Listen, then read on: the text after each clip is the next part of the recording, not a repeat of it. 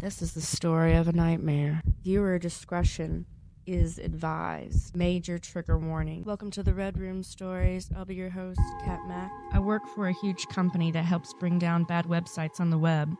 I cannot reveal the name here, but I've been doing this for many years now. A few years ago, I discovered a group of Red Rooms called the 5 True Red Rooms on the deep web. Don't go lurking around trying to find them, because you won't. A true Red Room cannot be accessed through Tor. If you try, you would just set yourself up for getting a virus on your computer. I have been told that there are scams, but rest assure you, they are not. I go undercover to investigate and document everything. From my laptop, everything that is seen is recorded and sent off to law enforcement, the FBI, if illegal activity is suspected. It takes a huge amount of money to shut them down. Servers can be anywhere in the world, but we have to prove illegal activity before they can be investigated by the proper authorities and shut down. We shut down many sites on the deep dark web. We tackle a lot of drug trafficking as well. Most of the dark web live streams like these cannot be accessed by the public. You would have to know someone to get in. I paid my Bitcoin and got sent a new password. It took a few days before they sent it to me, along with another username. I guess this is how they managed to keep it so secretive, so that way people couldn't be tracked.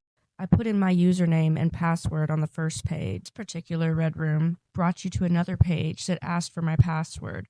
So instead of one page, it went through two, I guess for extra protection. A bright red screen flashing big bold black letters read, Live Dissections, Inc. Underneath the black box was a list of IP addresses that were recorded. Beside each one were the words, permitted or banned. I assume some people abused their privilege on this site or possibly tried to hack it. They wanted those people to know they were being watched. As for the rules written on the site, they were simple. You can pick and choose from a list of surgical tools. There were cranium drills, bone saws, rib knives, and all types of cutting and dissecting instruments. The list went on and on. You must keep paying Bitcoin to keep playing.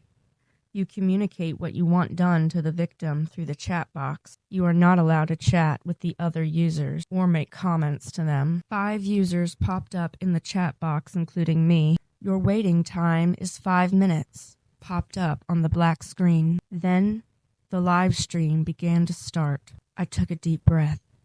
A man who is obviously sedated is lying in what looks like an old green dentist chair. He is in a blue hospital gown. His wrists and ankles are strapped down. 2 people in doctor scrubs and masks were injecting him in the arm with 2 different needles. Then the messages started popping up on the chat box. One user typed, I want to see an amputation of the arm, please.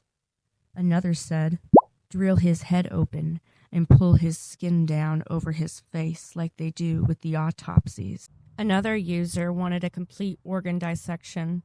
Other users typed in foreign language that I couldn't understand. I wanted to puke. I could clearly see the poor man had labored breathing. They must have had him really sedated. All these people were sickly bidding on what they wanted to see. The surgery that won was the arm amputation. I was glad I would not have to view the other 2. I don't think I could have stomached it. The user, CDeadRiser5893, must have paid the most Bitcoin. I saw one of the surgeons grab a scalpel as camera zoomed in. Then he began to cut through the man's hairy arm right above the elbow. Yuck. The guy was alive, and dark red blood started gushing out of his arm onto the floor. You could see the muscle twitching underneath as the camera zoomed in on the pink, fleshy, bloody mess. Now, CDeadRiser5893 was typing in the chat box. Yes, oh yes, this is fucking amazing. I'm getting off right now on this shit. What looked to be a huge towel or gauze pad was placed between the cut open tissue and stuck in completely through the arm. You could see it hanging out the other side. The hairs on my neck began to stand up. He then began to move it back and forth through the tissue in a sawing motion. He was cutting the remaining attached tendons and ligaments, I guess. Suddenly, the man started to wake up and moan in pain. His eyes looked a bit squinty. He looked down and literally passed out. They injected him again with the needle. I wanted to look away. Another user named Urgent Surge 666, who seemed to know all the steps of an amputation, typed, used the bone saw and cut it off. Now, what looked like to be a bone saw was picked up. It looked very eerie with its sharp little teeth-like points. The surgeon gave a thumbs up to the camera and began to saw straight through. The saw hummed as I could see little particles of white bone going up in the air. The scissors were used to finish cutting away the globs of flesh still left in place, and just like that arm was pulled away. The surgeon tossed it towards the camera. I wanted to turn the computer off. Our victim was now an amputee. There was a lot of blood coming out. The victim started turning an ashen gray color. This guy was going to die and bleed out. Do you want the artery to be clamped off, or do you want him to bleed out? Popped up on the message in the chat box. One person typed, no. And C. Deadriser 5893 said, let him bleed out, man. He's not going to want to wake up after all of this. I couldn't believe how casual he was about leading this man to his impending death. I found myself yelling at the computer, clamp it off, clamp it off. I knew if I wanted results, I would have to pay more Bitcoin. So I did. I typed in, clamp it, save his life.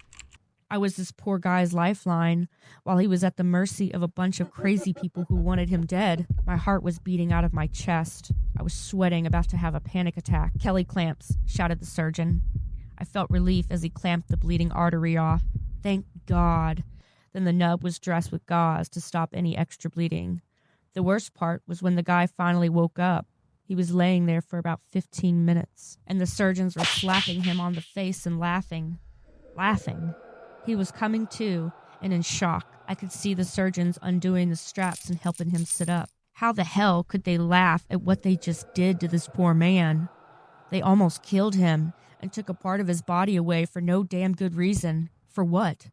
Offer the expense as someone else's pleasure? It made me sick. The man looked down and his eyes bulged out. He looked to be in disbelief. My arm, he shouted, with a hoarse-sounding voice. I could see the nub moving as if he was trying to figure out where his arm went. His mouth hung wide open. The surgeons were patting him on the back. He began to cry. One of the surgeons motioned for the camera to be shut off. Everything went black. The live stream was over. I shuddered. Unfortunately, I still had 3 more rooms to go. The true Red Rooms are a series of 5 rooms, sort of like doors. You have to be proven trustworthy. In this case, I gained the trust of someone who helped moderate one. This concludes episode 1 of Scary Stories from the Web. Be sure to like this post, follow along more alleged scary stories. I'm your host, CATMAC. Thank you for watching. Good night. Don't let the bed bugs bite.